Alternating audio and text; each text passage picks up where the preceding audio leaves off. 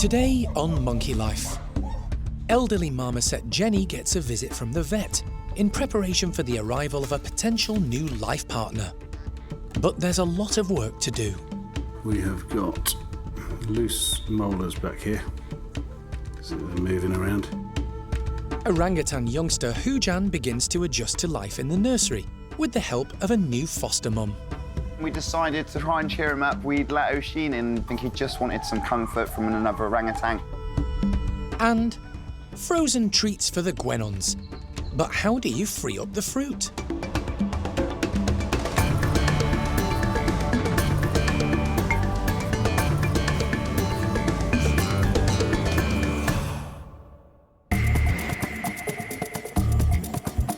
Monkey World in Dorset, buried deep in the English countryside, is the largest sanctuary of its kind on the planet. The team, led by Dr. Alison Cronin, rescue and rehabilitate abused and unwanted primates from all over the world. Hi! Look at that. Oh, he's fantastic. The park provides a home for more than 260 primates from 25 different species.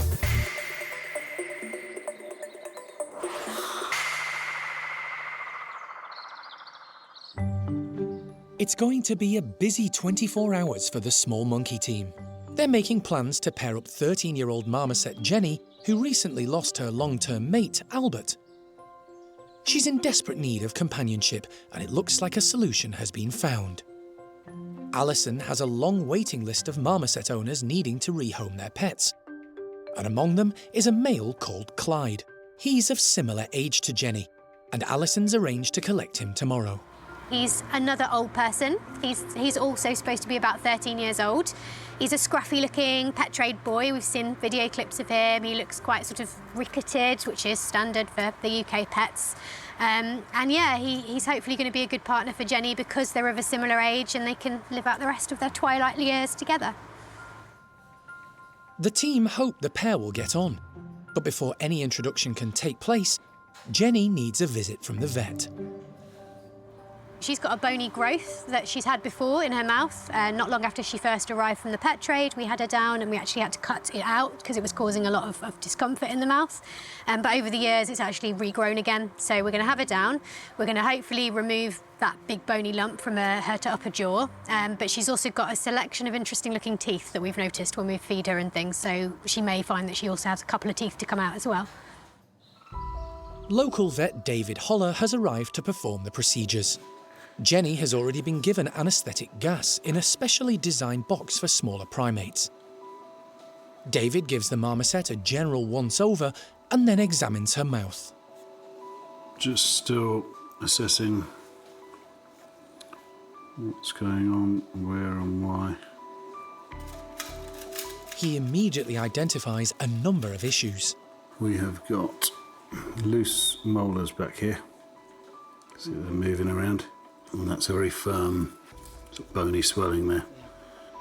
The large bony growth has caused some of Jenny's teeth to be displaced and grown over one of her canines.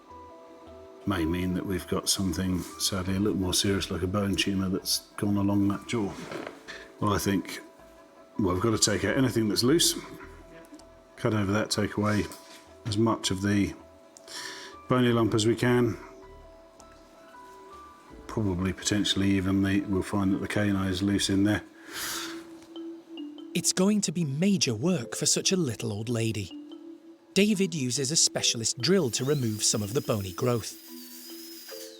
It's a fiddly job, but thankfully doesn't take too long.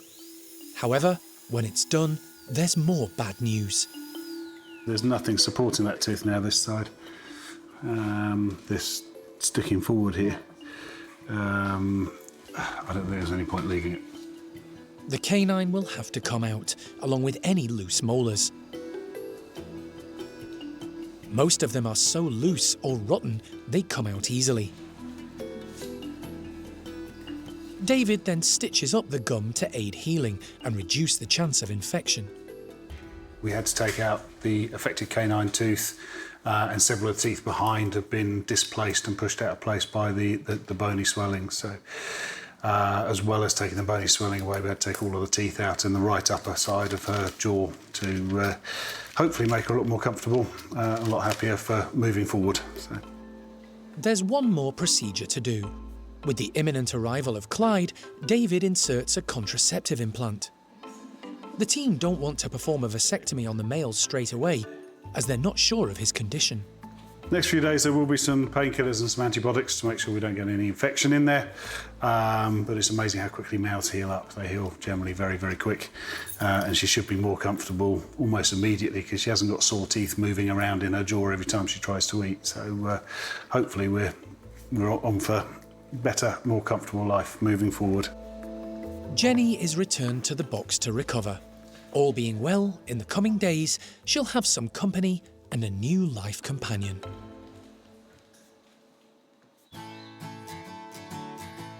It's been less than 24 hours since 6-year-old orangutan Hujan made the short journey from Tuan's enclosure to his new home with the nursery group, and it's been full on from the moment he stepped inside. He's now living alongside 4 youngsters, plus matriarch Oisin, who's been surrogate mum to them all. It's quite different from the adult company he experienced residing with Tuan and his group of females. And at first, Hujan was a little overawed. He was here for a good couple of hours just getting his bearings and things. And I think he went into a little bit of a shock moment where he suddenly realised where he is and not in a brand new building. He didn't know any of the orangs, and suddenly he's faced with all the other orangutans in here. And then we decided to try and cheer him up. We'd let Oisin in because she was paying a lot of attention at him through the mesh. And then suddenly he came out of it and he seemed absolutely fine. I think he just wanted some comfort from another orangutan. So now it's just a case of just letting him to relax a little bit really in the house, trying to make it a nice positive place for him, and then we're going to start on intros with the other guys as soon as possible really, so we'll just see how he gets on. Today, Hujan and Oisin have the run of the large indoor playroom and a couple of the bedrooms, while the rest of the group have access to the outdoor tunnels and the large enclosure. Oisin isn't the most active of orangutans, but always livens up when there's food about.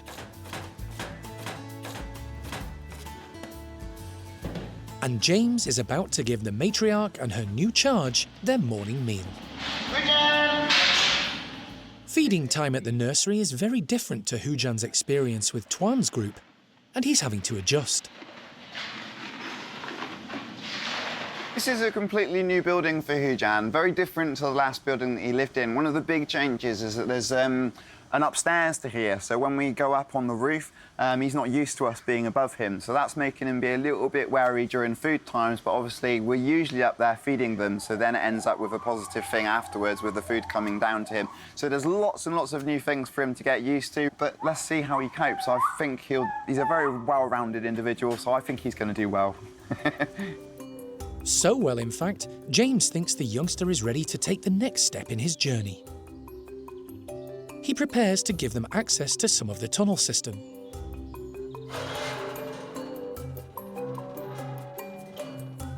The tunnel's segregated to avoid physical contact with the others for now. Oisin appreciates the move and shows she can shift a bit, when so inclined. However, Hujan is content to have the playroom all to himself. His new nursery home is the perfect playground for captive orangutan youngsters to grow up and learn how to act and socialise with others of their own kind.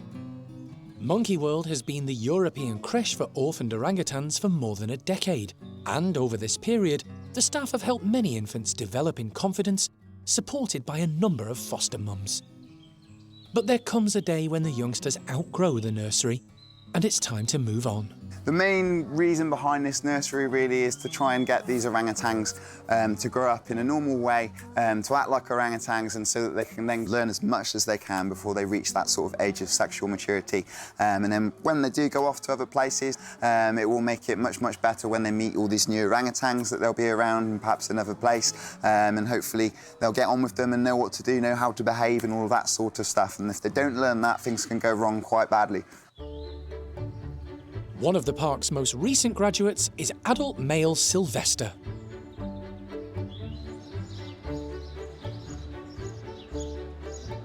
A few months ago, he made the long journey to a new home and life at Basel Zoo in Switzerland. He now has his own small group consisting of female Maya and her daughter, 5-year-old Padma. The trio appear to be getting on well together, but things aren't going entirely to plan. Sylvester is content in his comfy nest up high in one of the tunnels at the orangutan house and isn't inclined to leave it. He'll only emerge for food and drink and is yet to venture outside.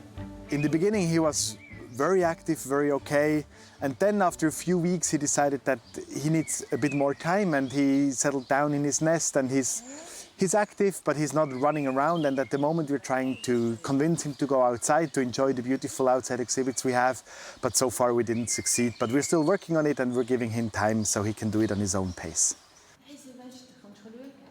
His day-to-day carer is Gabriella. She's been working closely with Sylvester, encouraging him to move and explore. Hey, Sylvester, kom gaan schauen. Kom gaan schauen, Sylvester, kom. But there's a lot for the young adult orangutan to take in. Sylvester, huh? His new home has different rooms and slides to get used to. And there's an adult male orangutan in residence close by. Vendel is his immediate neighbour. Sylvester's opted for a safe spot high up where he can take it all in. The whole environment is new, keepers are new, his exhibit mates are new, so everything is new, and I imagine that he needs some more time to actually get used to it and also to have enough courage to go and see what's outside, to go and see how it is there, because he knows now the inside enclosures, he knows quite well, he knows where he is, he knows his place, he knows where he can stay safe, and the outside is new and adventurous, and I think he needs to build a bit more courage to actually go there. The two females, Maya and daughter Padma, spend most of their time enjoying the outside enclosure. Sylvester has access any time he wants to join them, and to encourage him, Gabriella offers treats to the females in full view.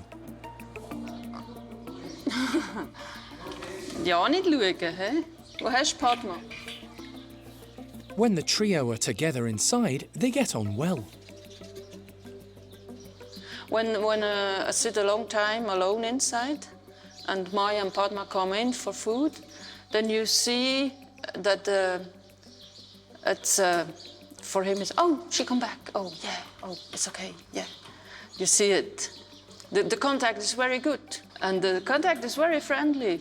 No aggressive, no problems, nothing. It's very friendly.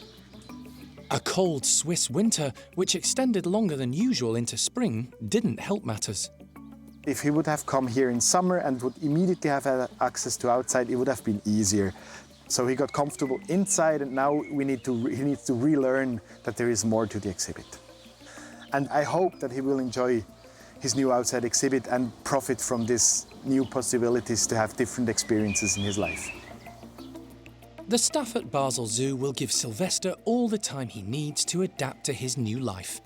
And once he's confident enough to head outside, the team are sure he'll love it.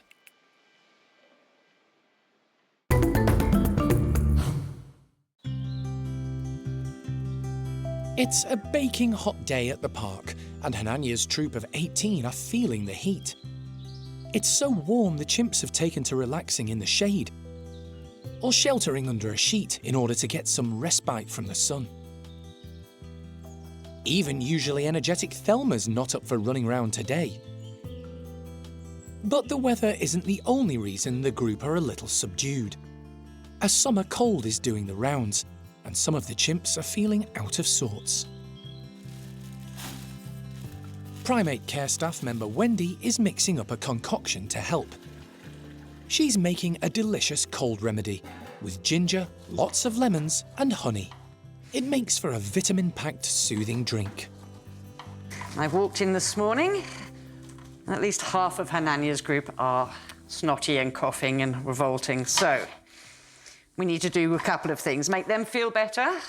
It's a hot day. It's been a hot couple of weeks, so we need to get fluids into them. So I shall boil this all up, my magic recipes. I shall let it cool down, and then later on, in a little while, we'll throw that over the fence line in bottles. Make sure everybody's gets some. Wendy knows which chimps are displaying symptoms and will target them to make sure they get a bottle.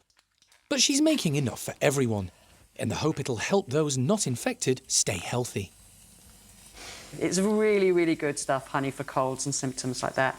The ginger just clears all the airways out, but also minimise the symptoms that they're suffering, because it's not nice having a cold. And when you're a chimp, you become a less nice chimp when you've got a cold. And when 18 chimps have got a cold, it's not pleasant. Fingers crossed we'll get this cold sorted out and they can get back to themselves again. Once the potion has cooled and been decanted into bottles, Wendy distributes them to an excited troop. Chimps live in large groups, and once one of them catches a cold, it can spread like wildfire.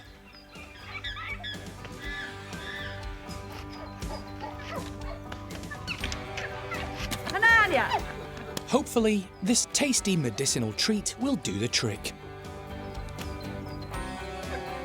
Simon is one of the first to grab a bottle and unscrews the top with his teeth, before Thelma strolls in and pinches it from under his nose. He's a bit of a soft touch when it comes to the youngster. The bottles are thrown in from 2 different towers, so all the chimps can snaffle at least one. But dominant female Johnny, as usual, has grabbed more than her fair share. 1 in each hand, and 1 clutched in her right foot. Honey finds a quiet spot away from the others, so she can hold onto her bottle and enjoy the soothing drink. Thelma and Simon climb up to Johnny in the hope she may give up one of her cash. They've got no chance. Johnny doesn't do sharing. I have never seen Johnny share. Not once. Plenty of the others, yes, absolutely. I've seen Hananya share with low rankers very sweetly. Johnny, nah. She will sit there and drink that as slowly as she possibly can. And she is going to make them suffer while she does it. The drink has been a success and hopefully will help the group fight off infection. And when the bottle's empty, time for a tidy up before relaxing in the shade. While Hananya's chimp group take it easy in the warm summer sun, there's one small troop at the park who rarely take a laid-back approach to life. The family of 4 red-bellied guenons. Mum Nia and Dad Benny have their hands full with their 2 daughters, Biff and Nala. The sisters like nothing better than dashing about, jumping and climbing in their wonderful outdoor enclosure. But with the temperatures soaring, the primate care staff have decided the full-throttle guenons could do with a cool down. So they're serving up a fruity treat, frozen in blocks of ice. This is a bit of a new thing for them. So they've had like chunks of frozen watermelon in the past, but they've never had big block lollies, and there's a lot of frozen fruit in here. So I don't think they're going to be able to believe their eyes when they first come out today. Steph and the team aren't sure how the guenons will approach the frozen feast. The guenons are pretty smart. It's whether they decide whether the cold ice is worth it or whether the better strategy is to just sit around and wait for the sun to melt through so they can grab the fruit. So it'll be interesting seeing if they actually bother with licking the lollies, or if they just sort of smash them on things, or if they wait for the sun to do the work for them. The family of 4 are let out into the enclosure and take up vantage points to survey the unusual offering. They're normally full on when it comes to food. Youngsters Biff and Nala rarely hold back. But the suspended ice blocks have them flummoxed.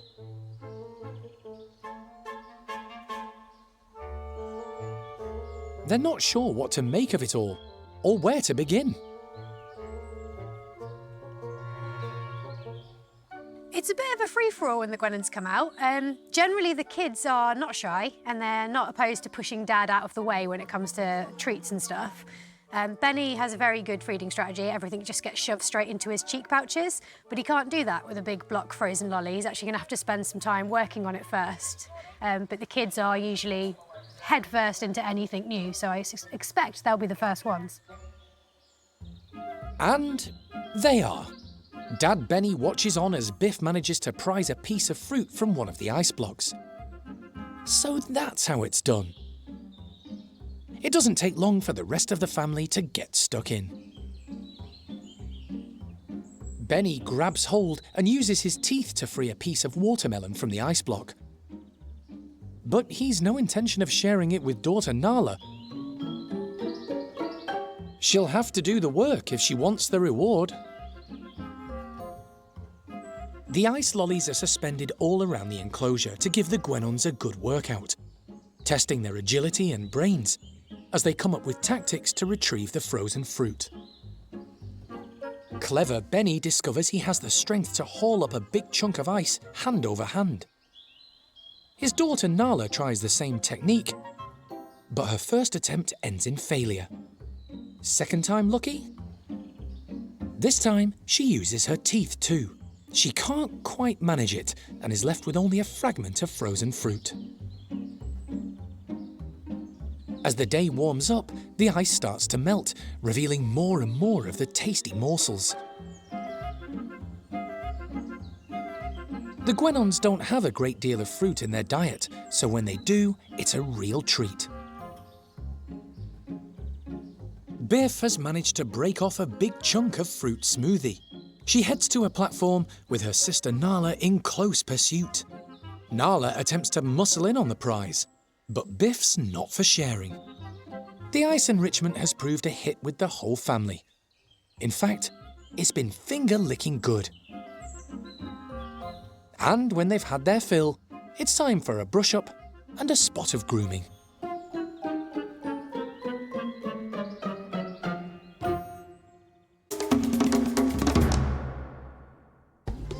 Next time on Monkey Life.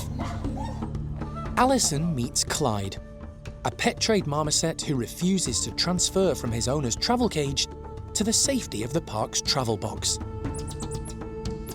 I don't like the cage with holes in it, but if that's what we're gonna have to do. And Argentine chimp Sasha meets the challenge of Bart's outdoor enclosure for the very first time.